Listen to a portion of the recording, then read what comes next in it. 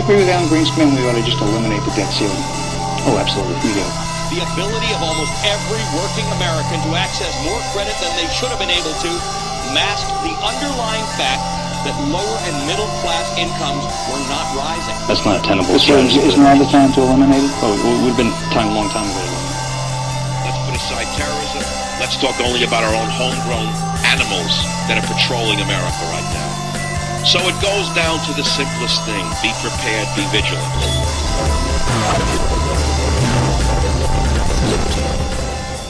Look, zombies are a topic that I hardly ever talk about. Number one, because, well, they represent two things, and they're two things that I don't often like to talk about. You know, in a metaphorical standpoint, what is a zombie? In a literal standpoint, what is a zombie? Literally speaking, we're talking about, you know, The Walking Dead, what's his name, Cesar Romero, that type of thing. Undead creature wants to eat flesh, unstoppable, massive hordes, and they make for great survival television, fiction, comics, games. They're a very important piece of pop culture these days. I mean, I think it's waning a bit, the zombie craze, but, you know, there are some fun games out there that you can really get into. Dead Rising is one of my favorites. Dead Island is another great one. But at the end of the day, they're fake. They're 100% totally fake, no matter, you know, what kind of headlines you read, or, you know, this guy ate that and it became a zombie. Some of those websites that I go to on a regular basis make these radical claims sometimes. But that's the literal version of a zombie. The metaphorical version is more along the lines of what people could become when the shit really hits the fan.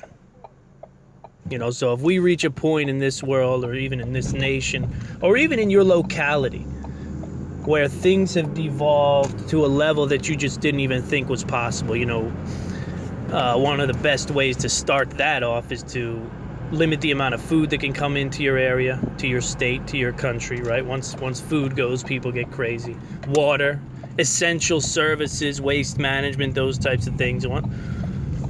Once all those layers of armor are plucked off of people and they're left bare to face the hot sun and the reality of life, and the reality of their own survival as it pertains to, you know, being their core responsibility. Suddenly I'm responsible for my water, I'm responsible for my food, I'm responsible for my protection, my shelter.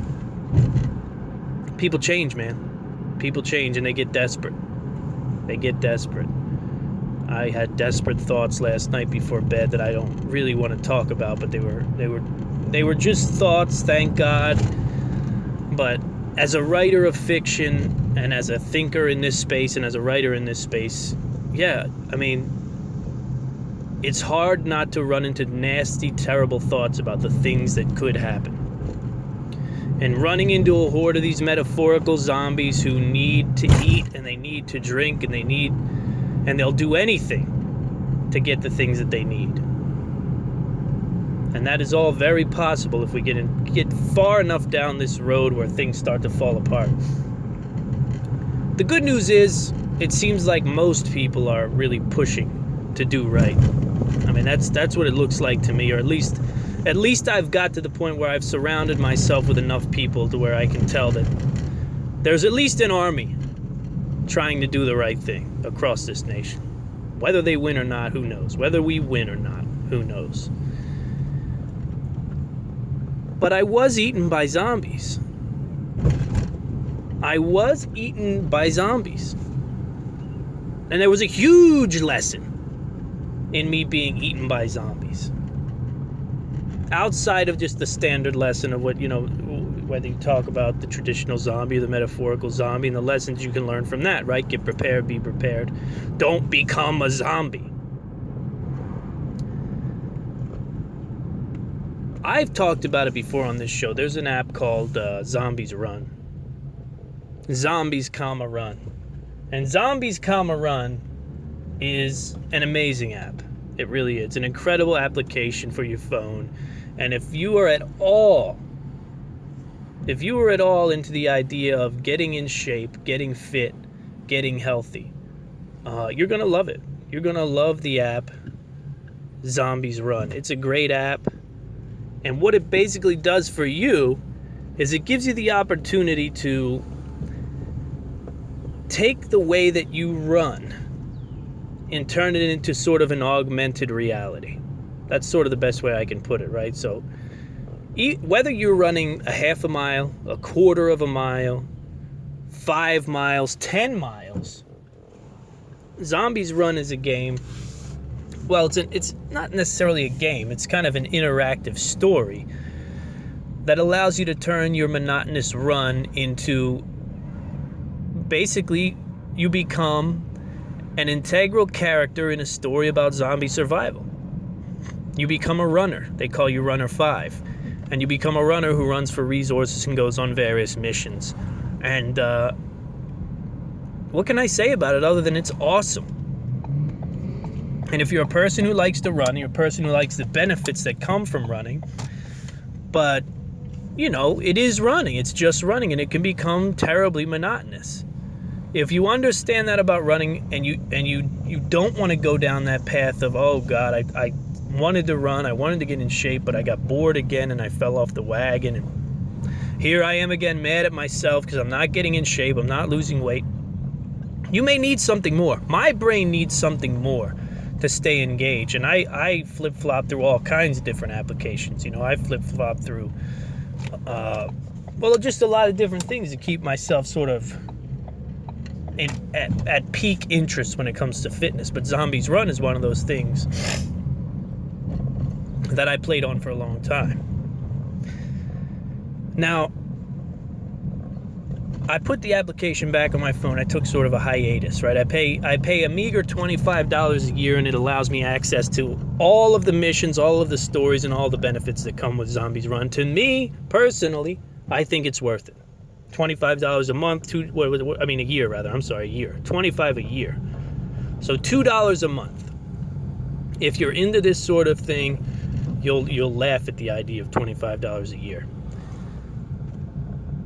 You get all sorts. I don't want to turn this into a product review. I just want you to understand that Zombies Run is a way to run for people who hate running. Right? You become integrated into a storyline where your performance makes a difference. So you will be chased by zombies. And you will either outrun those zombies, and the game's GPS will tell you if you're outrunning zombies or if you're getting chased down and killed. And when you die, you'll lose some of the items that you pick up along your trip. And you're also wrapped up into a story that's happening all around you with mystery and wonder and, suspense and the like. If that's a little too much for you, I understand that. But for me, 5 Mile Run, I love it. It's perfect. You can also listen to music in between speaking parts of the story. So I got out. The reason I bring this up, and the reason I bring getting eaten by zombies up, is because I fell victim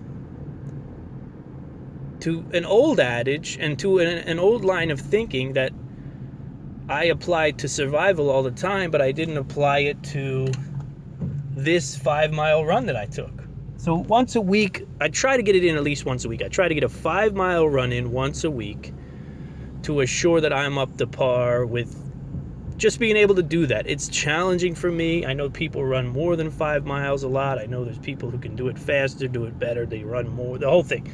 Irrelevant to me. What I found is there's a certain run and a certain path that satisfies me in many different ways, right? It satisfies me with the distance covered. It's convenient, and it's hard enough that I can't make it easy. Right? I can't turn the 5 mile run into something easy. Those last 2 miles, that last mile and a half can be torture. And that's what I need. I look forward to that 5 mile run. So I decided to do this 5 mile run earlier on Friday. Earlier than normal, right? It was 90 some degrees outside. And I also decided to do another couple crazy things, right? I put an Under Armour shirt on. I said, I'm going to wear the old one. I used to wear the Under Armour shirts all the time, but it is what it is. put the Under Armour on, and I've also been running in these Barefoot shoes, which I like. I really do like it. I'm a big fan of the Barefoot shoes. I wore them for, I don't know, hasn't been long now, but wore them for a little while. And I feel like there is a very big difference in how I feel in the muscles that are engaged when I use these things and I run with them. Big difference. So I said, all right, let's throw these on, because I most of the time I run in them. And you get a whole different sort of feeling. You get this burning in your calves. You don't have this big hunk of material at your heel to save you. So I don't know if you notice this. You may not notice this. You may not run this way either, but I always notice at a certain point I start to lean back and really let my heel, that chunk of material, that chunk of rubber, do a lot of the work and a lot of the absorption at the tail end of runs when I start to get tired. I'm not up on the balls of my feet. And where the Barefoot shoes really help me is they make me stay on the toes of my feet, the balls of my feet rather. So that's what I decided. Barefoot shoes, Under Armour, about 3 o'clock in the afternoon, 90-some degrees. New app, new story. Let me get into this thing, running from zombies. And what happens within the story, like I said, is you can choose how often you're chased by zombies, but you never know when it's coming. It's very random, right? And at a certain point in the story, it'll tell you that zombies are approaching and they're X amount of meters away, and they'll gain on you if you don't literally increase your speed. Right, so the GPS tracks you, and if you don't increase your speed, they're going to catch you, they're going to kill you. And I love that, because it pushes me way harder than I would ever push myself. Well, I had gear failure. And then I had mental failure, and the run fell apart. And the only reason I'm telling you about this app, the only reason I'm telling you about this situation where I was eaten by zombies is because of the fact that it was such an incredible and important lesson about gear and gear failure and choosing the right gear in life and in survival. So let's talk about some breakdowns that happened along the way. The first breakdown was in the shoes. What I didn't calculate about these shoes and about the heat was that the ground was so hot, and I wasn't even running blacktop. I'm running sidewalks and the occasional blacktop to cross streets. The sidewalk was so hot that it literally burned my feet through the shoes. So about a mile in, it was probably about 2 miles in, I had suffered serious burns on my feet, to the point where I could feel like I couldn't really run on the balls of my feet anymore. And in Barefoot shoes, you don't have many other options, right? You really are sort of run. Now, my right foot was burnt much worse than my left, and that was fine. And, to make it even worse, it's constant friction. No socks. I don't wear socks with these things. No socks. Just that same part of my foot that's burning and burnt is rubbing also, also on the inside of the shoe. So this is killing me, right? I'm 2 miles in. I got 3 miles to go. I'm coming up a hill. I'm getting close to the spot where I turn around and run back, about my halfway point. It's usually I guess it's probably about 2.5. The run is a little less than 5 miles. It's about 4.7 miles or whatever. I just call it 5 miles because who cares? Let me sit there and tell you I run 4.77 miles once a week. With the amount I run before workouts, I easily hit the 5 mile mark anyway. But that said, here I am, the feet are burnt, right? I'm really getting upset because I got a long way to get back, and the last thing I want to do is call my wife and say, hey, I need you to come pick me up because I can't finish this run. I've never done it. She's joked with me about it, especially when it gets hot. She jokes with me about it, call me, before you collapse type of thing. And, we're both super stubborn people, and that's why we are living the life that we're living, is because we don't give up. We don't quit. It doesn't happen. And coming up this hill right around the midway mark, of course it was uphill. The game throws a zombie chase at me, right? So You know, you got to kick your speed up 15% more, 20%, whatever it is. So I'm sprinting up this hill now. And I can't worry about the pain because I got to sprint. And, you know, that's just what you do if you want to take this thing seriously and have fun with it. So I start sprinting up this hill. And when I get to the top of the hill, the sun's in my face now. I didn't calculate the effect of the Under Armour until I got up to the top of this sprint. And all through the sprint, I'm telling myself, you know, this hill, this heat, this is one of those sprints. And for those of you who run, if you run sprints and long distance mixed like I do, you hit sprints sometimes and you say to yourself, this one's going to hurt me later. This one is definitely going to come back to bite me. And that's what I thought going up that hill. I could feel my body starting to overheat, and I said, oh yeah, I'm going to pay for this. Around mile 3, mile 4, I'm going to pay for this big time. But I couldn't get caught, you know, so I took off. And the first chase, I didn't get caught. The zombies fell behind, and I just headed on. Made it to the halfway point, turned around. By this point, I had to adjust my gait. I had to figure out how I was going to run the rest of the way back because the burn was so bad now that there was no walking on it. You know, there was no running on it, no walking on it. So I started running heel to toe as best I could, and my heel was absorbing tremendous shock from the ground, and it's not good in those barefoot shoes. It's really not too good at all. So that was the adjustment that I made, but coming back, I just got hit with such incredible heat. I mean, the heat that I got hit with was devastating. I ran about 2.5 miles with the sun in my face, and then 2.5, well, really it only took me about a half mile with it behind me before I really started to melt down. And yeah, from there, it only got worse.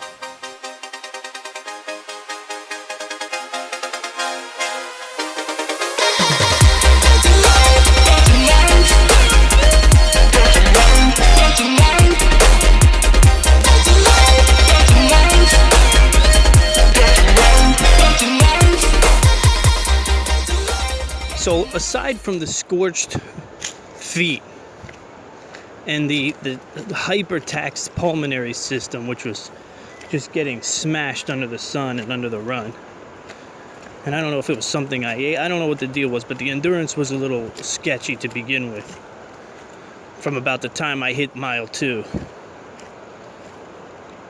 I had this Under Armour shirt on. Listen, I'm not knocking Under Armour, but I can tell you this much. In that sort of extreme situation, the gear, the heat gear, whatever they call it, it's not working. It's a detriment. It was a detriment. I could feel the humming. For anyone who's ever passed out or got close to passing out from a workout, I feel the humming. You know what I mean? The hum that starts to focus in, and I'm thinking about heat stroke. I'm thinking about, I'm already 32 years old. So when you hit your 30s, there's like this idea that things are going to start to break, right? Because all your life you've been fed this idea that at 30, things start to go wrong. Back starts to break. Everything starts to fall apart on you, Jim. And then you hear those little thoughts, for people who say running will kill you. Running it's bad. It's not good for you. It'll kill you. It's bad for your heart. And the heart's, rushing 1 million beats per second. It's trying to cool the body. It's trying to flush the body with oxygenated blood while the sick and masochistic owner of the body is running in 90-degree weather, and he's trying to put serious damage on his feet and also trying to push through a 5-mile run. So I had to rip the Under Armour off. The Under Armour shirt had to come off, or I was gonna literally have to stop running because of the heat. And it did come down to me stopping running after a while. I had to stop. Let's back up. Because this is an interesting thing about health and fitness that you have to understand. For there's some kind of a fraction, and I don't know exactly what it is, but there's definitely some kind of a fraction or some kind of a quotient when it comes to, or a ratio, probably a better word is a ratio. For every one negative article about the way you train, you need to read about 5 to 10 positive articles on the way you train in order to keep yourself from losing your mind completely. So in other words, in the span of a week, you might read 5 to 10 articles or glance at 5 to 10 articles that reaffirm what you're doing, right? Pull-ups are good. Leafy greens, good for the heart. These types of things. Running, good. Endurance, good. And you'll read several of these throughout and when you hit the one article that says, you know, if you run too much, it's going to kill you. You're going to die. You're going to drop dead. Or if you eat this, you're going to die. Or if you eat this combination of foods and you find that you eat this combination of, particularly this combination of foods all the time, you're also going to die. And it's one of those situations where it's a ratio. It seems to me to be a ratio. And for every one negative health article that you can link to yourself, your family genealogy, whatever, you need about 5 to 10 positive articles about what you're doing in order to combat that, or you find yourself in this sort of weird, well, in the weird state that I was in, you know, running uphill and figuring out how I was going to get back to my starting point so that I didn't have to call for help. Because that would just be too embarrassing. There's no way I could do it. There's no way I could give it up. So long story short, I kept right on going. I rushed I changed the gait.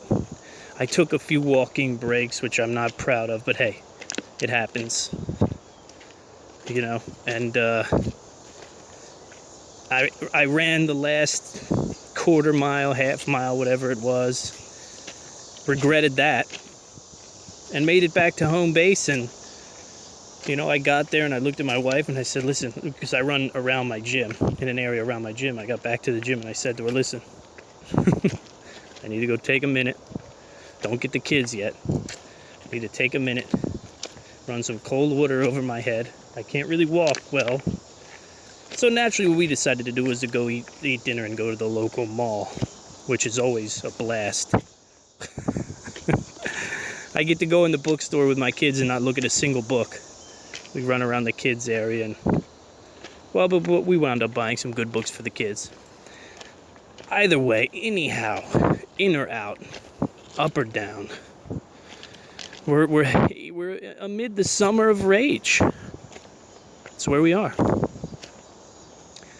We're amid the summer of rage. And we're all wondering what that's supposed to look like. How's that going to play out? The summer of rage. Summer of angst. The summer of the ill-begotten. How does that look? I got an idea of how that looks. And I do want to talk about it. You know, because it's an interesting thing to hear the quote-unquote voices of peace calling for a summer of rage. Roger that? 10-4? Do you like that one? Anyhow, the voices of peace, the anti-fascists, you know, peaceful people, the ones who have your best interests in mind and mine. Well, they're calling for, the practitioners of peace are calling for a summer of rage. And the only reason it's a summer of rage and not a summer of violence is because I'm convinced they were too afraid to use that kind of language. So here we go, we head into a summer of rage. And because of that weird link between what people say and what people do, I guess you could even call it the dichotomy of what these people say and what they do, right? We want peace and equality for all. We want rights and humane treatment of humans, of all humans, all races and shapes and sizes and colors and flavors. But then it turns out they also want to throw bricks through restaurant windows, and they want to break Mercedes-Benz up, and they want to, you know, they like to target certain groups. So it takes me back to Shakespeare. Yeah, it brings me back to Shakespeare. And I know some of you may roll your eyes or whatever. You know, you might say, oh, here we go. And to that portion of the listening audience, I have to remind you that you can always leave. You can leave. You can always leave. I'm not holding you here, in the words of the great Martin Lawrence. My sisters just broke out laughing if she was listening to this show. Now, that said, go back to Shakespeare and the Queen Gertrude. Who was Queen Gertrude? Well, she was watching Prince Hamlet's play. Prince Hamlet's play within the play of Hamlet itself, where one of his starlets was overacting and being a bit insincere in her representation of the character that Hamlet wrote. And the play that Hamlet wrote was all about how his uncle was guilty of murdering his father, the King of Denmark. And Queen Gertrude said a phrase that you probably don't know Queen Gertrude said, but you know it came from Shakespeare. And it's, the lady doth protest too much, methinks. In response to this starlet's acting in the play within a play. And I can't help but look at the monsters that are behind this Summer of Rage, which probably won't even be a hiccup in our life. But I can't help but look at them and think exactly that.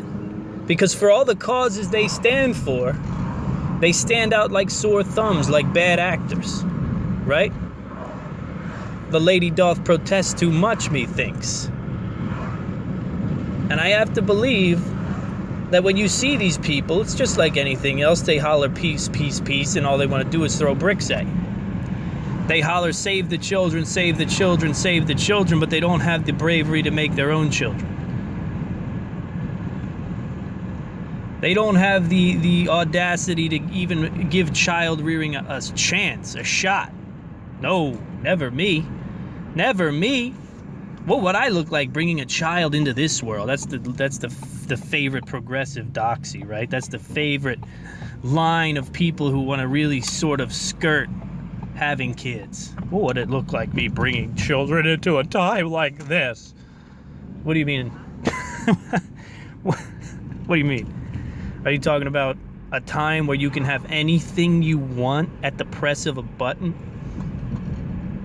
And there is something to be said about the fact that, you know what? You're denying people of your genetics, and maybe that's a good thing, but that also might be a really bad thing. Who knows what your offspring might do? They might grow up with weak and insane parents like yourselves and decide that, you know what? I'm not going to be like mom and dad. I'm going to be something great. I'm not going to walk around the world and look down at people because I think that I've been dealt a bad hand, or that mean white people have trampled me, or that mean men have trampled me, and I've never had a chance because of the patriarchy or white privilege or whatever other disease I can come up with to describe my failures that are not my failures. They're the failures of our society. That's it. The failures of our society. I'll just coin that phrase and I'll carry that burden with me for the rest of my life, and I'll sneer and I'll mock and I'll sneer and I'll claim a summer of rage, but like everything else I've done in life, it'll just be a failure. It'll be a flop. And here's the thing. The summer of rage is a no-win situation. So don't worry about it. Don't worry about it when you're at the gun range training how to use your weapon. You're not going to need to use it. I wouldn't say don't carry it, right? You carry it every day. But what I would say is it's a no-win situation. What happens if the summer is full of rage? Guess what? The rage gets smashed just like it did back in the Occupy days, and Donald Trump gets reelected. Simple. People don't want threats. If Donald Trump comes out and says, oh, you want to break bricks and windows and smash bottles and hurt people in the streets, you're going to jail, you're going to prison. Then the public's going to say, do I want to side with the candidate who's for the summer of rage behavior, or do I want to side with the candidate who is against the summer of rage behavior? And you will simply and quickly come to understand that most Americans are going to say they're going to side with law and order. They're going to side with their homes not being rummaged through by the dregs of society. That's just the reality. And why else is it a lose-lose situation? Because let's say the summer of rage turns out to be nothing. Okay, so let's say that there is no progress made. There are no protests. There are no fires. There are no murders or rapes or whatever it is they want to accomplish in the quote-unquote summer of rage. Well, then it's just another failure to add to the list. It's just another situation where these progressive, postmodernists, whatever you want to call them, communists, socialists, Bernie, Sanders, whatever these cretins are, who think that they're going to solve something by not working. We're going to solve something by not working, by not allowing the capitalist system to solve it, even though the capitalist system is in the process of solving so many things, if you really look into it. If they do nothing, then it's a failure too. If they burn it all down, man, if it all comes crumbling down, if they flip the game board, then guess what? Donald Trump gets reelected. You're not going to put Bernie Sanders in there. You're not going to put some young lady in there who's going to say power to the people while things are on fire. No, people will look for order, and they'll look to Donald Trump because they know he's a man of order. And you can say what you want about him. He's going to go by the law, and he's going to protect the American people, even if it hurts feelings. And if you break people down to their core of survival, then guess what? That's what they're going to vote for. They're going to say, well, shit, I got time to worry about this. No, I don't. I don't have time to worry about this. I don't. So here you go. I'm pulling the lever for Trump again. Another 8 years, I don't have to worry, or another 4 years, rather, I don't have to worry about my kids getting taken off their bicycles and stolen away to some dark deviant's cave. Anyhow. And if they do nothing, well, then that just fits with the resume, right? We do nothing. We say a lot of things, we do nothing. But listen, when you hear these people get up and talk about white privilege and white privilege and the patriarchy and the this and the that, and these are the problems of this day and age and why we're failing, and if we can just break down these power structures, then the people will be able to make it again. And if we can fix this wage gap, and if we can help these children get across the border, and if we can do all these things that are headlines and headline worthy and headline makers and retweets and Facebook likes and all the hashtag this, if we can do all these things, then we'll be a more perfect union. Just think of Queen Gertrude. The next time you're talking to one of those guys in the street and they tell you, you know, that we need more socialist policy here in America, just look at them and think of Queen Gertrude. You may even call him Queen Gertrude. I don't know. That's up to you. But listen, when it comes to these punks, I have one thing to say, and it is, the lady doth protest too much, methinks.